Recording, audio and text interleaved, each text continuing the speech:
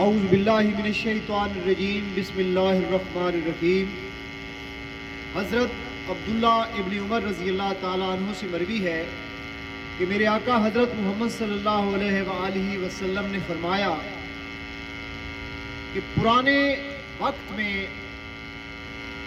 3 ایسے شخص تھے اور وہ سفر کے ارادے سے نکلے تو راستے میں ان کو ایک جنگل پڑا۔ اس جنگل میں ان کو رات آ گئی۔ جب رات آ گئی تو انہوں نے ایک غار کی پناہ لی، غار میں داخل ہو گئے۔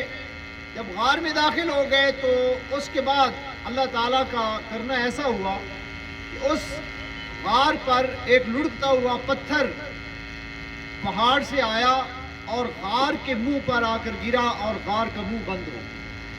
جب غار کا منہ بند ہو گیا تو اس کے بعد پریشان ہوتے ہیں کہ اب غار کا منہ بند ہے اور ہم باہر کیسے نکل سکتے ہیں۔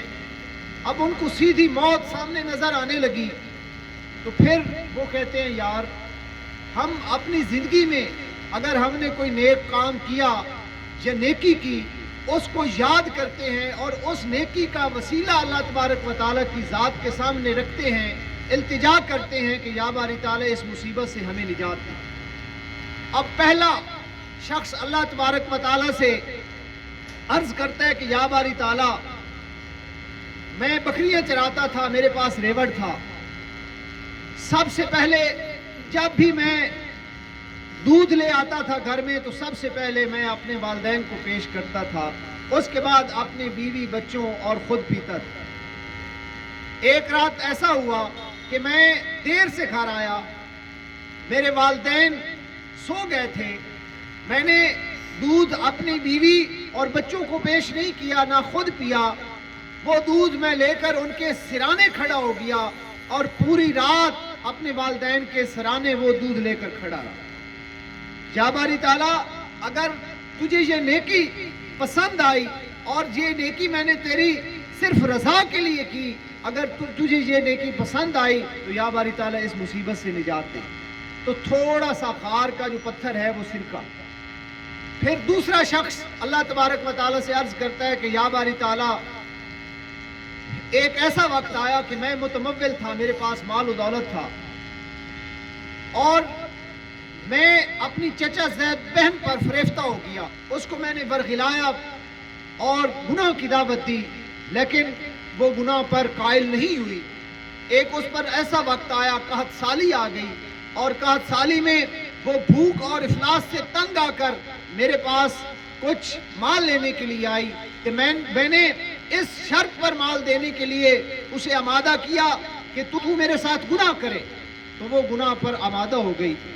اور جب گناہ پر آمادہ ہو گئی، جب میں تخلیے میں گیا تو اس میری چچا زاد بہن وہ اسے مخاطب ہو کے کہتی ہے کہ اے میرے چچا زاد بھائی، اس ناحق مہر کو نہ کھول، یعنی برائی نہ کر، اللہ تعالیٰ سے ڈر۔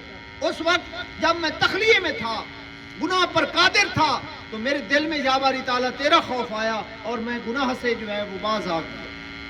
یا باری تعالیٰ یہ اور میں نے جو مال اس کو دیا تھا وہ تیری رضا کی خاطر میں نے اسے معاف کر دیا۔ اگر تجھے یہ میری نیکی پسند آئی ہے تو یا باری تعالیٰ ہمیں اس مصیبت سے نجات دے۔ تھوڑا سا اور پتھر سرکہ۔ تیسرا شخص مخاطب ہوتا ہے، یا باری تعالیٰ میرے پاس ایک مزدور شخص آیا مزدوری کرنے کے لیے، اس کی ایک دہاڑی بنتی تھی، اس مزدور کی مزدوری سے میں نے تجارت کی اور تجارت کرتے کرتے ایک ایسا وقت آ گیا کہ مال مویشی ہو گئے اور بہت سا ریوڑ اکٹھا ہو گیا۔ ایک مدت کے بعد وہ شخص آیا تو میں نے اسے کہا کہ اے بندہ خدا، یہ سارا کا سارا مال تیرا ہے، تو اسے لے جا۔ وہ حیران ہوتا ہے کہ یار اتنا مال میرا کہاں سے آ گیا؟ اس نے کہا کہ تیری ایک مزدوری میرے پاس تھی، امانت تھی، وہ امانت میں نے یوٹیلائز کی، کاروبار کیا، بزنس کیا اور اس سے یہ آپ کا سارا مال اور ریوڑ ہے، یہ آپ لے جاؤ۔ اور وہ سارا مال اور ریوڑ میں نے اسے دے دیا۔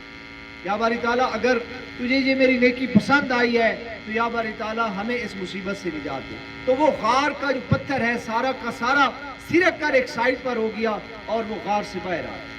تو یہاں سے یہ ثابت ہوتا ہے، یہ حدیث ہے، صحیح حدیث ہے جہاں سے یہ ثابت ہوتا ہے کہ ہمیشہ اپنے والدین کی قدر کریں، اپنے والدین کی فرمانبرداری کریں، اور دوسرا کسی کی مجبوری کو ایکسپلائٹ نہیں کرنا چاہیے۔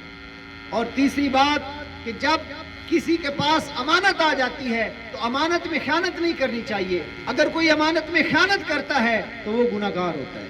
اللہ تبارک و تعالیٰ سے دعا ہے کہ اللہ تبارک و تعالیٰ ہم سب کو اس پر عمل کرنے کی توفیق عطا فرمائے۔ آمین ثم آمین۔